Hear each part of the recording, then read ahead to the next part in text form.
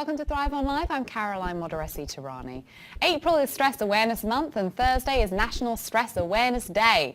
So it's time to take stock of what's riling us up and find ways to relax. Because from demanding jobs to complicated relationships and health concerns, many of us deal with daily stress. And according to the American Psychological Association, 42% of adults say they feel like they're not doing enough to manage it. But our next guests are trying to change that. Joining us now on set are Bob Roth, Executive Director of the David Lynch Foundation, Dr. Suzanne Steinbaum, a cardiologist and Director of Women and Heart Disease at Lenox Hill Hospital, and Dr. Pamela Peake, Senior Science Advisor for Elements Behavioral Health. So thank you all so much for joining me today. Bob, let's talk about stress. How does stress encroach in our daily lives in ways that we perhaps can't see?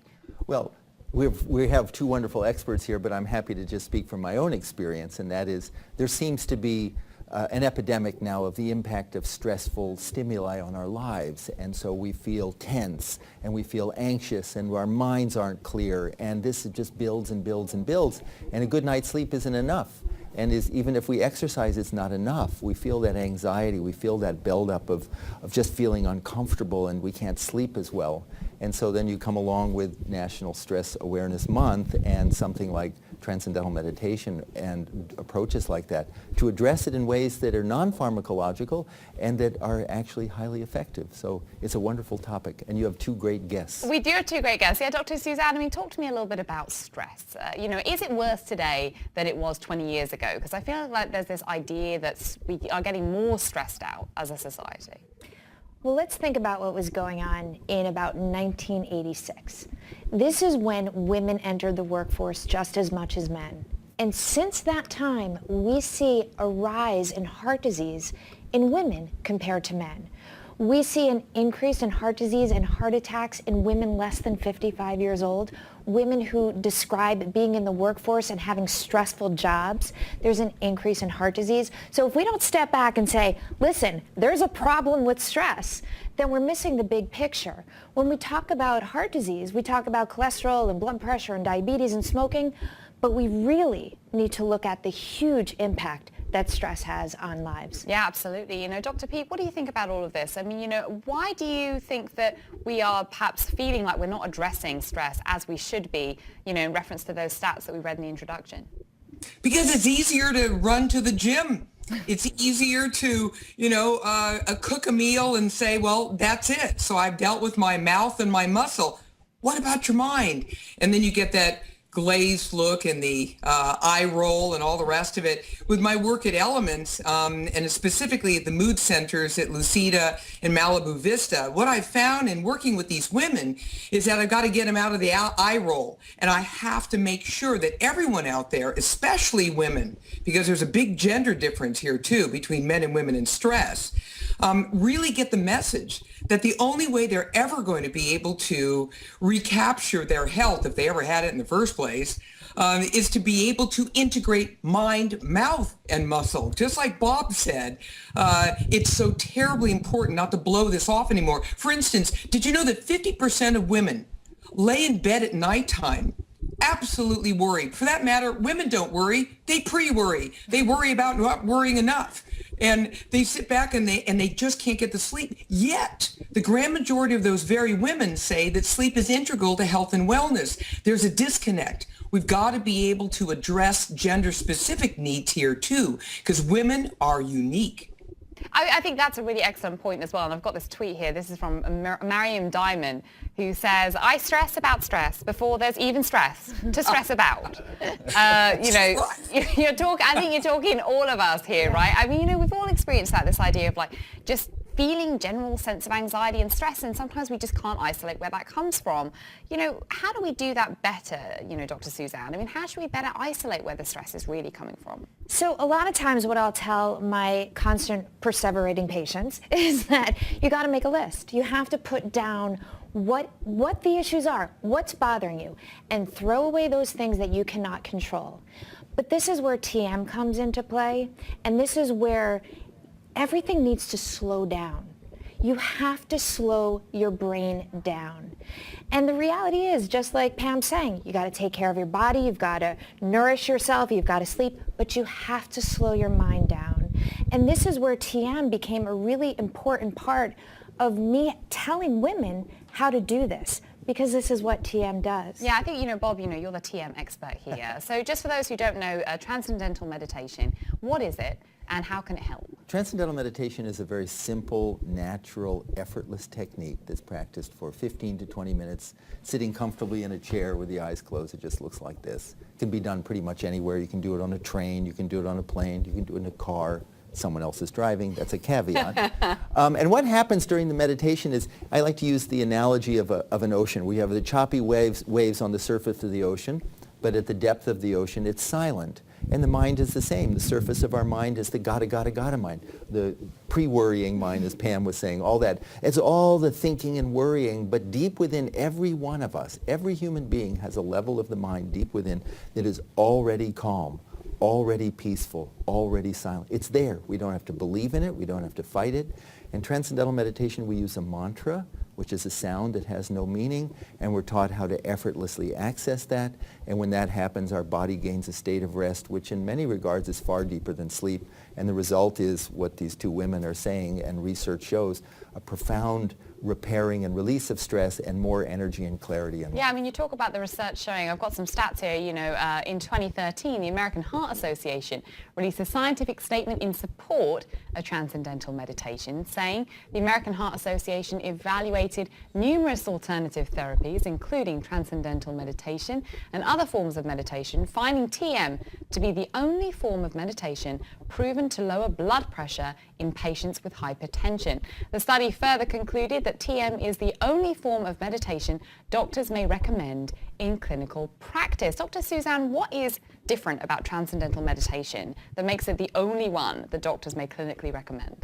Well, there's research, and this is what makes this so amazing. There's actually data based on clinical analysis of transcendental meditation that when people do this, there is a reduction, are you ready for this? Because this blows me away as a cardiologist, 48 to 66% reduction in heart attacks, death, and strokes. Now, this is just as much as we can get from medication, really. So when I talk to people about managing their stress through TM, this is the same idea as giving a medication, and it's because of the research that has been done showing this reduction. Yeah, Bob, talk to me about some of this research. Well, even before that, if I could just go back to your other question. And that is, right now the word meditation is very generic, and there's mindfulness practices, and there's vipassana practices, and there's transcendental meditation practices. And for a long time, it was a common scientific understanding that all meditations were basically the same. As long as you just closed your eyes for 15 minutes or 20 minutes, it didn't matter if you concentrated on your breath, or you listened to music, or you did TM. Well, it turns out that's not the case. It turns out research shows that there are basically three, and I'll say this quickly, three types of meditation. One is called focused attention, and that's a concentration form of meditation. That's where you try and clear your mind of thoughts, and that creates gamma brain waves. The second is the popular mindfulness approaches. Mindfulness is more of a coping mechanism. It's great for people, but it's a coping mechanism. In the middle of the day when things get tough, you stand back, you take a minute or two, you watch your breath, you observe. And that is like watching the waves on the surface of the ocean, and that creates a theta brainwave. And transcendental meditation is just, they call it self-transcending. We're not concentrating. We're not trying to stop the waves on the surface. We're not just watching the waves. We're actually allowing the excited mind to settle down and experience that pure consciousness, that source of thought deep within, restful alertness deep within everyone.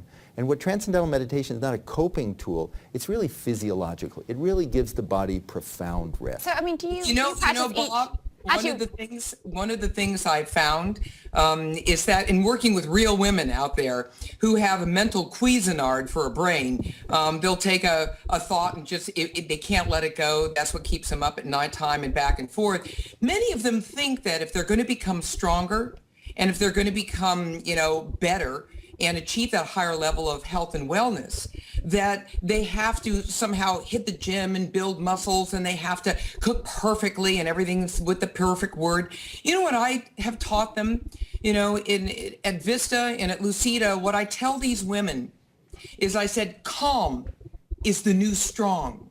And that means, it's very profound with them. Yeah. It stops them in their tracks. And then they say, wait a minute, what's that about? And then I said, it's much more than just living mindfully. It goes deeper than that, just like Bob is talking about. And that is transcendence. You want to go to a very deep place where you can be accountable to you.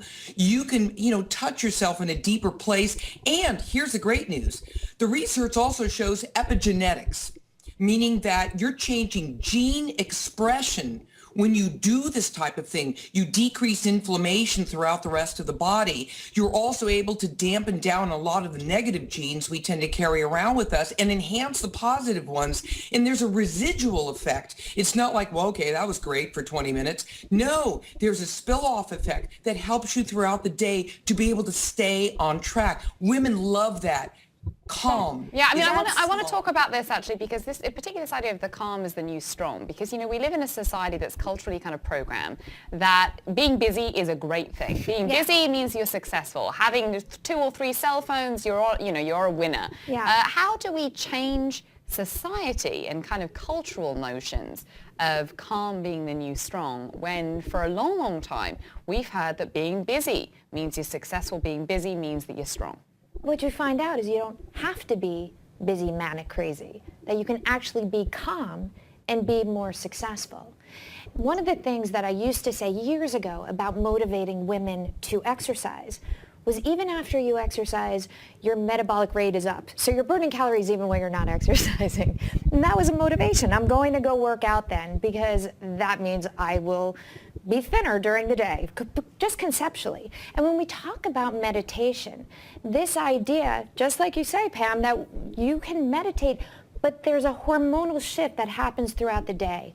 So instead of living with the manic energy of 3 cell phones and being on a computer, you actually can feel a restructuring, in a sense, that there is a way of rethinking about everything that allows your calmness to be more focused, to be more directed, and to allow you to think instead of half finishing or half completing a thought. Well, I want to actually, Dr. Peak, one second, because I've got to... with that hormone thing for a second. Suzanne, you're so right. The 2 hormones in question, let's talk about women. Yeah. Estrogen decreases with the higher levels of cortisol. This is right. Which is stress hormone, so that when you're able to control stress hormone, and which with its new best friend adrenaline, because they're secreted hand in hand, then estrogen actually rises. Your ability to be able to maintain a more normal hormonal milieu is optimized the more calm you are.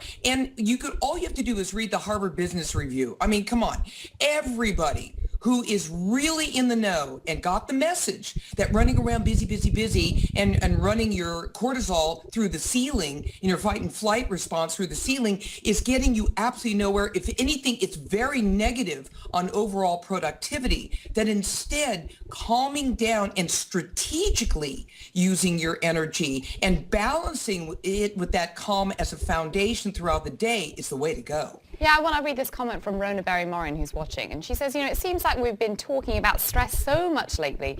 It doesn't seem to be making an impact and lowering it to a manageable level. So, lowering it, I think is what she means. But, Bob, how do we do that? You are somebody who's extremely successful.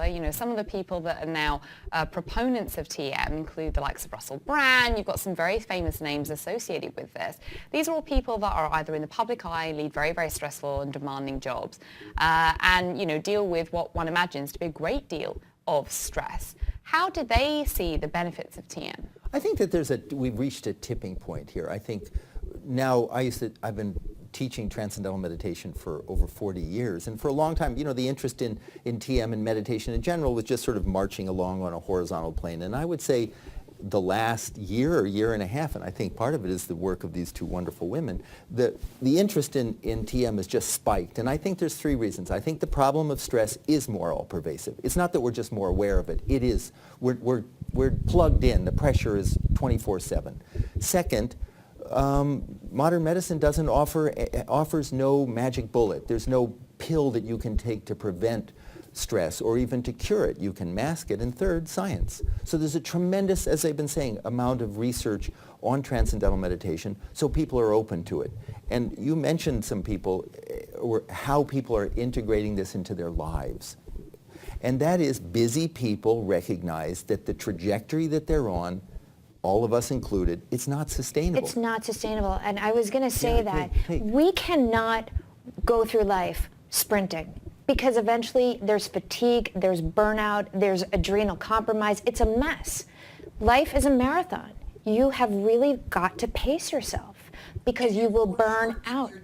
You will burn out. Tails on your cells, the telomeres.